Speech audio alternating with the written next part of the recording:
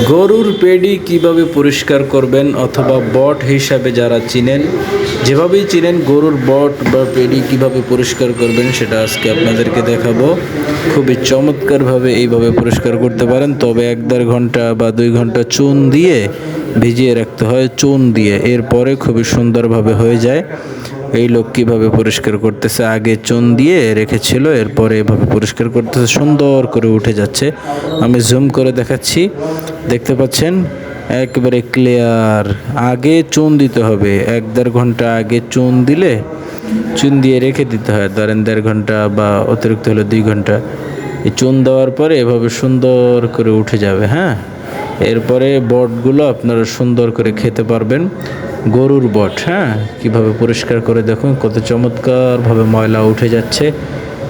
খুবই সুন্দর। ভিডিওটি আপনাদের ভালো লাগলে লাইক কমেন্ট শেয়ার করবেন। যেহেতু নতুন চ্যানেল, সকলকে আবদার